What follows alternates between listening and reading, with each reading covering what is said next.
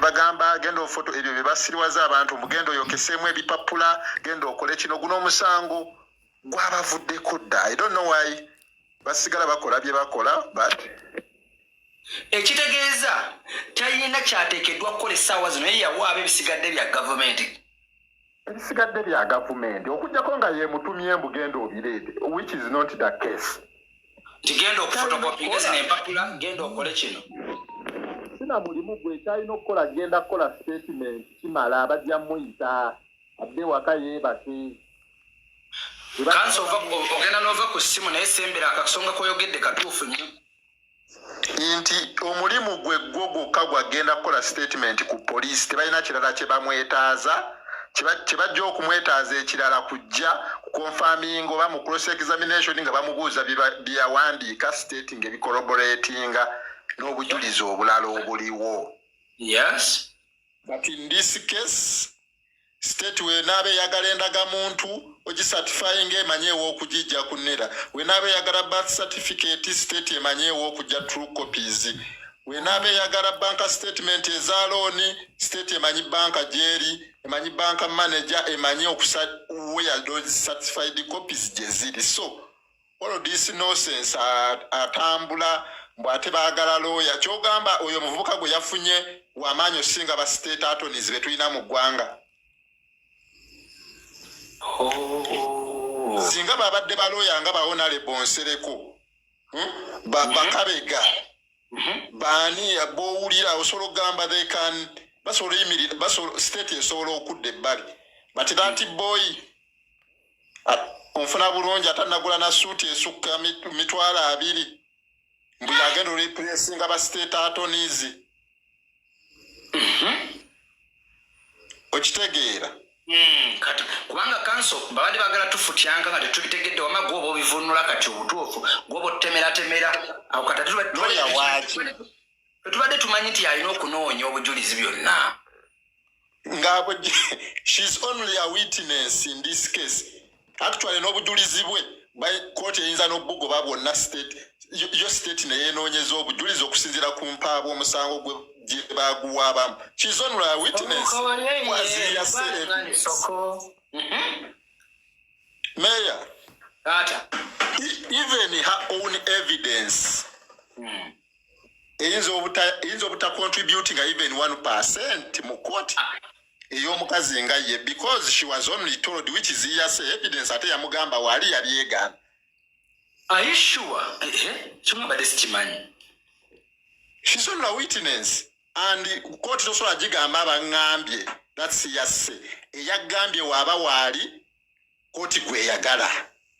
If you are saying ono omuwala yaŋŋamba omwana wange baamukwata kati gwe dda wali ebbali gwe jangu otugambe.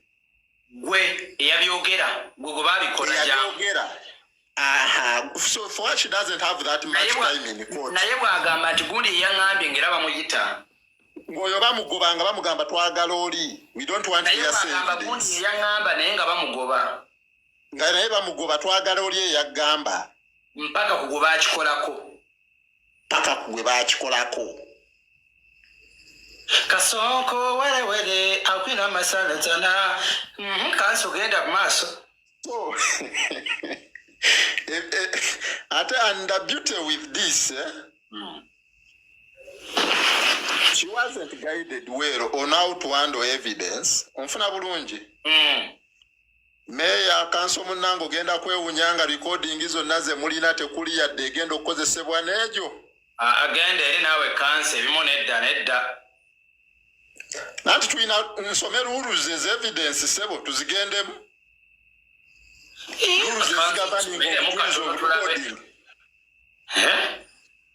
First of all, eyabufuna alina kubeera independent party. Eyabufuna otya? Obujulizi ekisooka obujulizi obuli recorded. Mu bigambo oba mu video. Yes. Bulina amateeka agabufuga amakakali ennyo. First of all, ani ya recording and what was the intention? What no recording ate bakubuuza lwaki wali recordinga.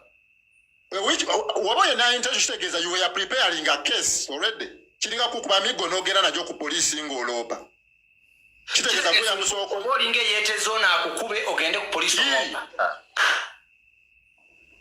kasonko wewe meno bana kina mas butumala okumanyane ya recording how was it recorded and how was it stored tudirem gano mateeka bannange mutambuzo obutambe mu stepping screen tuli mu mateeka muve mu bire bya propaganda who stored the recorded evidence was it privy to any edit and tamperment okitegeera ani authenticity y'obujulizi obwo webamala recording ani yabutereka yali ayina any rights oba engeri yonna gy'asobola obweditingamu yes kuba ne video ne audio ezimu ze mulina zitandikira mu kkubo which means akatambi konna twagala okukawulira mbozi yatandikirawa kati gwe bino bye mwasalaasalamu nga mutuwa gye bitandikira gye bisembera how sure awimbwe bimu tebyavaamu kasonke were manemedali masana tsaka yena mas so goweereza wano nga muyomba biri ebisigadde if you had all the rights is editing n'okufulumya kyoyagala nga gwe muntu omu ayagala okuleeta obujulizi obwo okupiininga omuntu my friend ebyo bikola mu kooti za kisekwa ezo za kooti nze nga bwendaba gye bakola ebyo kati nze mbuuzaamu kati ku nsonga y'ekigoye yesimanye y'enkumbi kubanga tukana neŋŋamba kati ye ku nkumbi tebakubuuza emyaka ebiri yo wali watereka yaki nandi kati olaba mayor and my fellow council in the making yes ebyo byonna bituzaayo ku kintu kimu nfuna bulungi this is a defilement case nfuna bulungi mpulira if you want to defile a minor oba rape tugeze nfuna bulungi amuli sebata nkutumiddeko gena maaso olaba rape of rape the first thing kyebakola is to test accused ne bamukebera oba ayina sirimu oba takola ki oba tayina the presumption is tewali budde bwambala nfuna bulungi mpulira now we on defilement nfuna bulungi oyina n'enkumbi ku defilement of a minor nfuna bulungi mpulira so kireeta ebintu bimeka bibiri either omwana she was coached okuzannya omuzannyo nga gwina gye gugwera obanga bali mu byakwesiriwaza we can raise two assumptions okitegeera yes so gw'omwana myaka 14 ogenda kumwebuuza yamiranga piiru nga tafunanga lubuto for 2 years nga bamukozesa bamuwanga piiru oba bayambalanga bupiira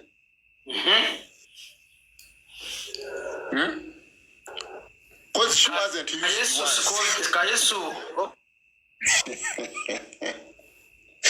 naye amateeka gagenda kunyumira era yanguwa wange nawe gambye ku nkumbi ko wakomye okutegeera ka Yesu wakomye okutegeera ku nkumbi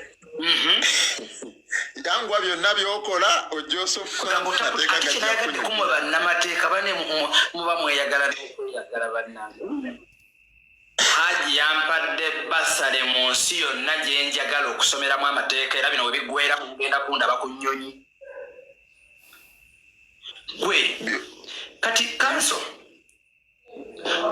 wange wanjisebo enkya tuli mu high court wabitegeddeko yesebo nja tuli mu high court wabitegedde yesebo enkya tuli mu high court nandyagadde nkulabeko naawe enkya Encha ngenda kubaayo. If all goes on well, enchante kwa kubaayo gwecho olina okumanya okujjako nga waliwo binkyankalanyeeko. Okay. Naye ng'ekyokubaayo is a must. Era omuntu omu yaŋŋambye nti olunaku lw'enkya infact onale bwe yaŋŋambye nti olunaku lw'enkya lwogenda okola be tuyita ba advocate ne bali abalala bakoma mu kooti za Kisekwa enkya ennyambala ekyuka era ennyambala y'enkya ekyuka enkya gw'olaba nga talobinze buno obwawana eno oba abantu babuyita buki tulina bwe twambala wano n'oteekako ogwo gugawuni kyabwoyina obwo nekigawuni ekyo ebyo bye birumba kooti eyo enkulu ssebo. Yes. Zino eza wansi just oteekako buteesi suuti. Kati kanso ssebo wangi ssebo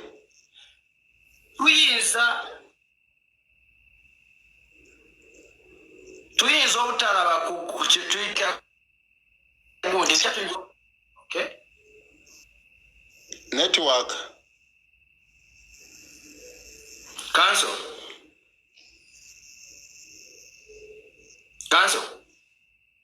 Kati nkuwulira bulungi.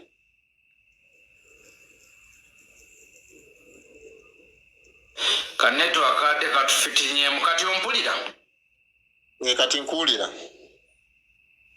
Okay. Kati olunaku lw'enkya ekitegeeza kanso buno omusango Hajjati si avunaanyizibwa mu kunoonya obujulizi katuddiremu bulungi abantu bakategeere. Mukama wange, in a criminal offense, you commit it against the state and its citizens. And the state takes responsibility over the citizens, you ne ku prosecutinga.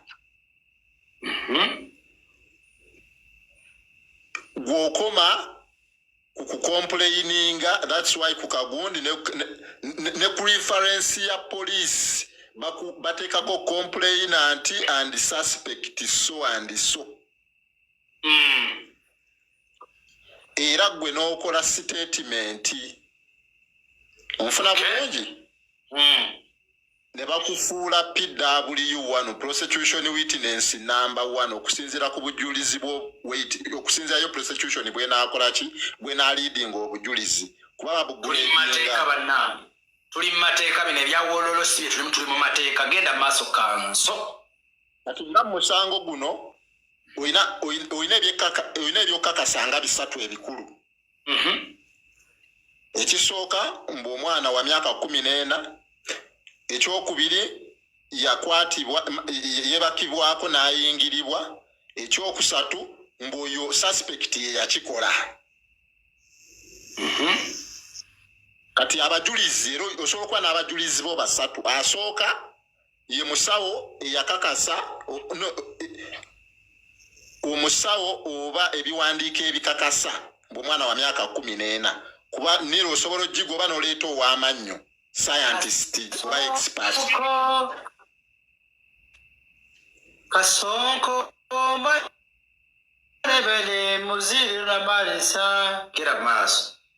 So kati olina omuntu oyo witness wasooka. Owokubiri n'ogamba onoleeta omujulizi akakasamba omwana yeebakibwako. Esobola okubeera medical report, asobola okuba omujulizi ng'ono omuwala yali asula naye n'agamba nalaba. Nfuna bulungi.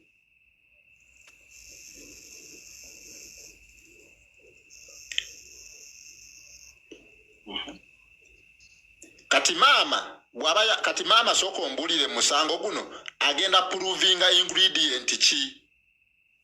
Mb'omwana yeebakibwako yalaba nga bamukozesa agenda provinga ingredient ki? Sebo mukulu meya mbuuza.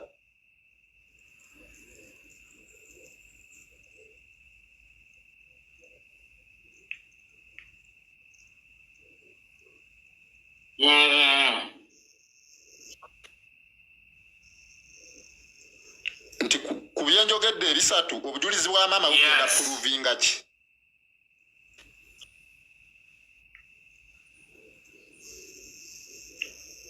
ka network kuwulira meya kati ompulira bulungi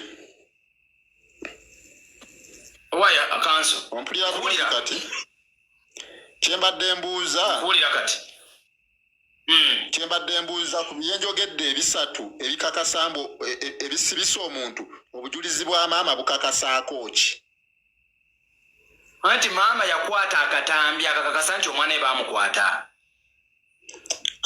akatambi ako kalina kulaga nga yeebakibwako ffe tukakasi olaba n'omubaako bubeezi kungulu nga toyingidde oba tokikoze thats attempt maama alina nga bali mu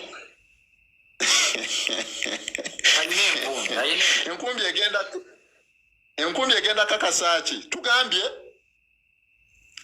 age penetration by a sexual organ then participation of the accused person ebintu bisatu age we are going to look at nera bwe tuba tetubyekakasa tebigatta nga tuleeta aba specialist ab'amannyo n'amagumba that's expert evidence edde wali penetration onfuna bulungi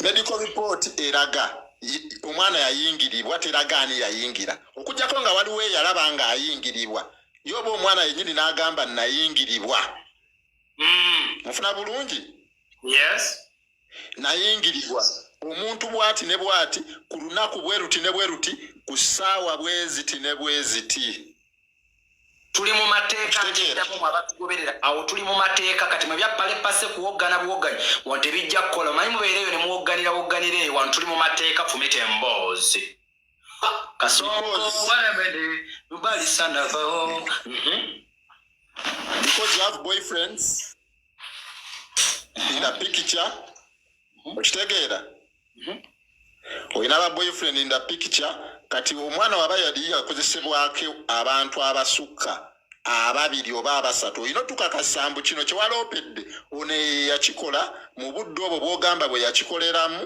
onfuna bulungi otubulye ne steps ze wateekinga gwe nga victim eyali takolwangako kikolwa kino kyonna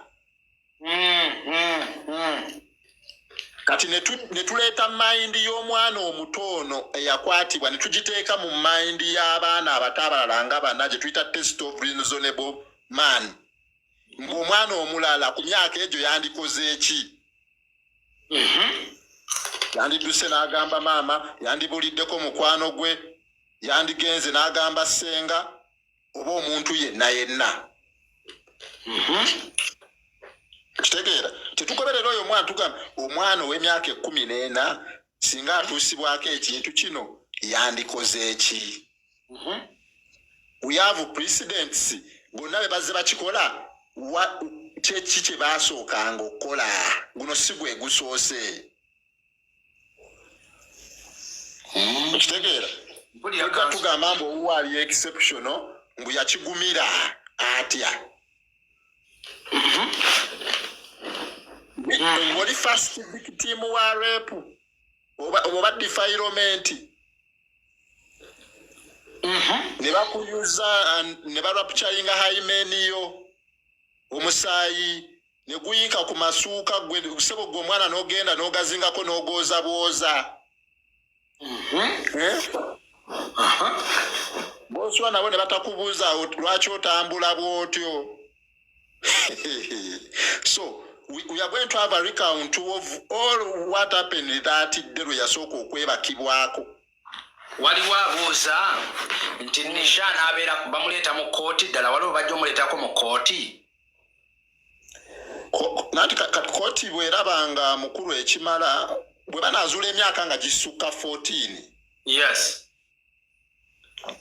asobola okujja kuba criminal liability and gundi eringa ku 12 naye abaana bonna abakka wansi w'emyaka 14 bagenda mu kye tuyita viodaya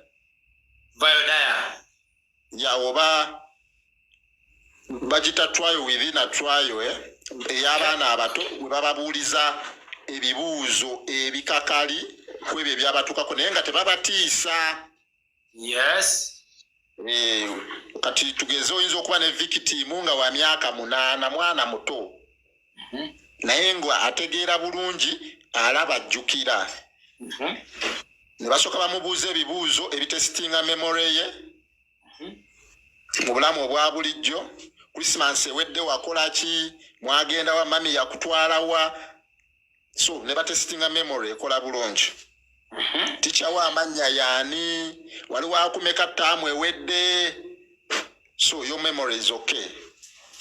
So ne bagenda ku credibility, ono mwana ayina obusobozi obulimba yali alimbyeko.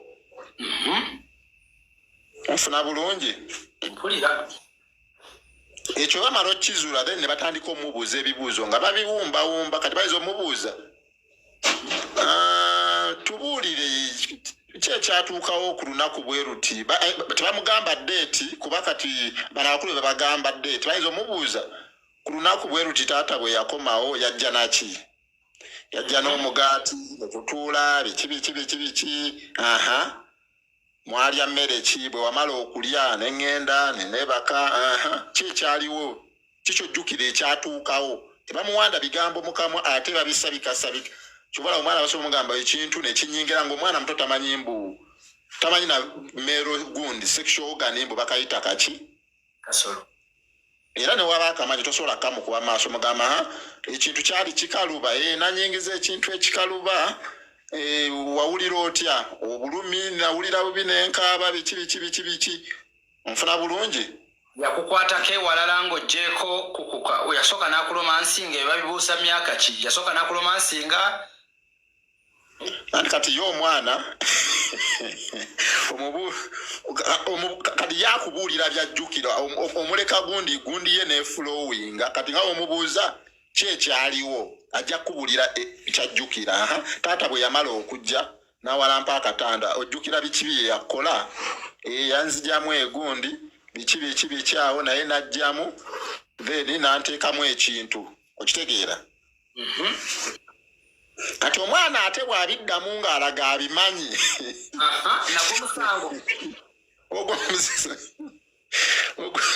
ekyo naye ayinza okuba tagali y'amaanyi kuba tukitwala egy'emyaka okitegeera. Olaba bakuba bukubi luyi n'ogenda n'oloopa naye kati ekintu ekyo omwana we kimutuusibwa kuba ogamba walumizibwa wawulira obulumi. Abaana bamu okitegeera lwaki tewagamba mami mbu baŋŋamba bagenda kukola ki bajja kunkola ki kunkuba. Omwana emyaka 14 aba tannayiga bubi buli mu kufa. Yamanye abafa bagenda wa Yesu. Tosobola muwa threat ya death. You get it? Tosobola muwa threat ya death. Era teriyo kooti asobola kugamba mbu omwana bamutiisatiisa omutta kyova olaba teyayogera. Omwana ow'emyaka emeka? Gwe mutabani woba oyagala omutiisa osobola omugamba ngenda kutta oba tojja genda ku ice cream sijja kutwala wa jjajja. Zezo threat abaana ze bati naakola kyoyagala ow'emyaka egyo. Yes. You get it?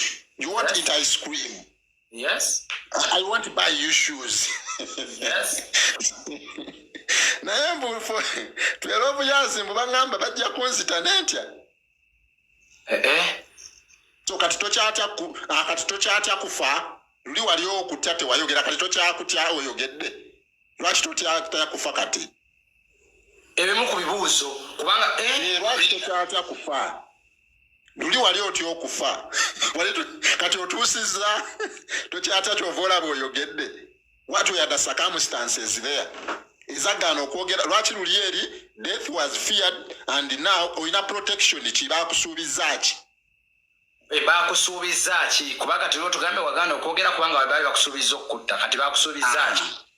Taatawo okyabeera naye mu nju y'emu, okyamulabako tugeze tali mu kkomera kuba tukitwala embu baamusiba omwana.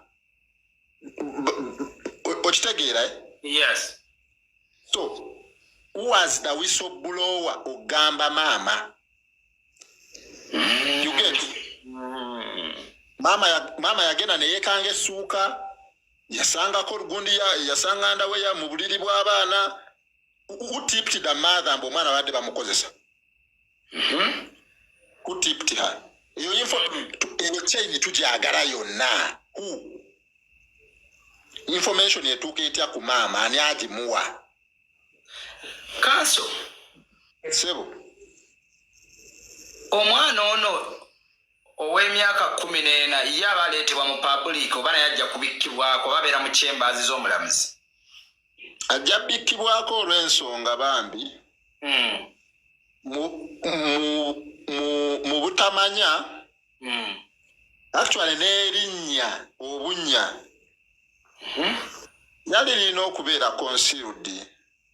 N'erinnya Maaki azimbu tumanyi victim n'omwana wa gundi alina omwana omu bamuyitaani okitegeera. Yes. So mu butamanya erinnya ly'omwana baali exposing era n'ekifaananyi bajja kukola ki? Abantu bajja kukifuna. Tukitwala bakibikka tukitwala nti omwana oyo alina future. Endala olwedde kyebamutaddeko kivumu n'ekituvuma abantu nga tekibatuukangako. Nfuna bulungi.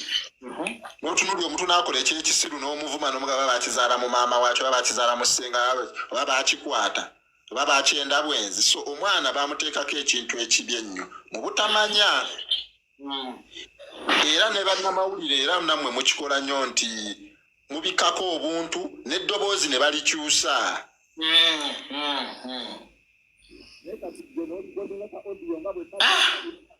Kati kanso damusemerera essimu eddoboozi libuze. Maama yennyini yadamejinga image y'omwana yamukwata akatambi mu ddoboozi lye gyennyini obanga alina mu uniform I don't remember n'akateekayo eri public. Maama yennyini yasooka okudamejinga mwana we ye kennyini kati abantu bajja baleekaana biki omwana but her real mother. Ekitegeeza n'ogwali gusobola okubeera omusango ku mukyala oyo.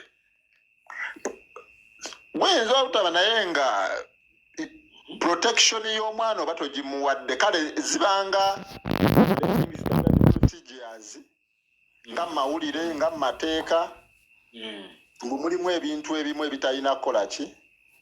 So kati olunaku lw'enkya kyekisuubirwa era lwaki abantu badde basuubira nga 13 ate ne tuwulira nti ate enkya waliyo kooti mu high court. Nanti kati gundi komito weeba ewedde. Komito weeba ewedde nga baneeno fayiro bagiweereza mu kooti enkulu. Ng'obujulizi kooti egenda butunulamu bateekemu. Ng'ate bali batugaye tukomewo nga 13. Wangi eddoboozi libuze 13 batugamba komawo okukola ki? Kuddamu kuwuliriza like kubanga bali oludda olwabirwa terunakuŋŋaanya bujulizi ne basalawo bakomewo mu kooti yalinga ey'omulundi ogwokubiri. Nanti kati bwe bamala okusomera omusango ne bakutegeeza mbu tolina kweyogerako kuba kooti eyo teguwulira. Oba olinda bulinzi komito proceedings zo naye tekikwetaagisa kuddayo ate mu eyo kooti mbw